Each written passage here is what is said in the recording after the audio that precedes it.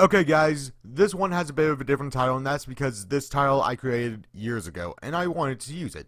The Valley of Ashes is for episodes of shows that fall below the mark into bad territory. I also want to say that even if I review an episode under this title, that doesn't mean I dislike the episode, it just means that it has problems that need to be addressed. There's plenty of bad episodes from shows I grew up with that still hold a place in my heart because of nostalgia or other reasons. My Little Pony, Friendship is Magic. Wow, I didn't think I'd return to this show this quick. Honestly, I expected to return to Spongebob first, but with the passing of Stephen Hillenburg, I just wouldn't feel right in reviewing something negative just yet. Anyway, if you were to ask me what episode of MLP I hated the most, I would say Castle Sweet Castle. If you were to ask what the worst episode was, I would say Putting Your Hoof Down for reasons that aren't often looked at, but I'm not here to talk about those episodes. No, today we're going all the way back to when this show was being praised for taking tired old cliches and making them fresh and new. A simpler time, where the internet was slightly less polarized, and the news still cared that men were watching shows like this. Yes, we're going back all the way to Season 1, with the Ticketmaster. So this episode begins with Twilight helping Applejack harvest her family's apples before a letter from Princess Celestia shows up. Twilight receives 2 tickets to the Grand Galloping Gala. While Twilight and Applejack celebrate, Spike has my reaction. Anyway, Applejack wants to go so she can make some side money to help her family. Twilight tries to offer her ticket to Applejack. Are we talking about the Grand Galloping Gala? Yeah, Rainbow Dash shows up and wants the ticket so that she can meet her idols.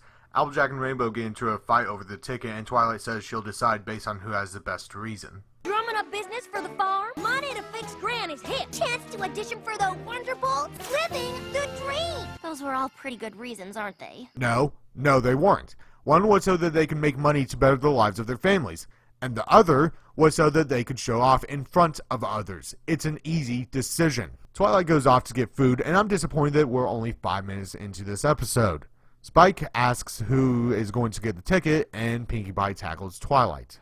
Tickets to the Grand Galloping Gala? It's the most amazing, incredible, tremendous, super fun, wonderful, terrific, humongous party in all of Equestria. Oh, the Grand Galloping Gala. No! So Pinkie wants to go because... Party? Yeah, that's about it. And then Rarity shows up, and she wants to go because she wants a date.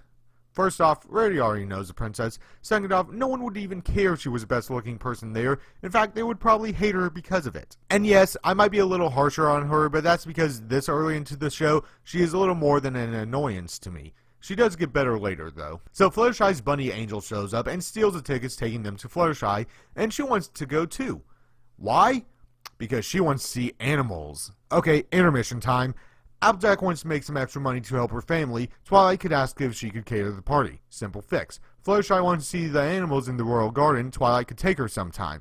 That satisfies 2 of the 5. Twilight could most likely ask to get a tour of the Wonder Bolt's facilities, with Rainbow satisfying her, and that leaves Rarity and Pinkie. At that point, ask if both of them can go. It took me less than 5 minutes to think of all of that, and there's still 10 minutes in this episode. Twilight can't think straight when she's hungry. Neither can I, but I managed to think of that. Eat a Snickers. Why? Because you get a little bit whiny when you're hungry. Better? Better. You're not you when you're hungry. Snickers satisfies. Anyway, all Twilight's friends show up and start arguing over the ticket. Twilight has had enough of it and leaves to get food so she can decide who gets the ticket. And at lunch, Twilight's friends start to do favors for her. What are you doing? So I thought I'd kick a hole in the clouds to keep her dry so she could dine in peace. Rainbow, you're not trying to get extra consideration for the extra ticket by doing the extra special favors. Me? No, of course not. Yes, they all are. By the way, despite not liking this episode, I do have to give it this. When Rarity shows up, Twilight has an amazing line. Twilight, it's raining. No, really? So, we see all of Twilight's friends doing her favors without being that subtle about the ticket. I mean, at least Applejack brings her food. I got apple pie, apple fritters, apple tarts, apple dumplings, apple crisp, apple crumblers. Fluttershy cleans Twilight's library, and Pinkie throws a party and sings. All around best pony. I better find throw. Pinkie lets it slip to the town that Twilight has 2 tickets to the gala, and the rest of the town starts bribing Twilight for the ticket. Twilight and Spike run off trying to avoid the crowd of crazies, and once cornered, she teleports herself and Spike back home where her friends are waiting. Phew.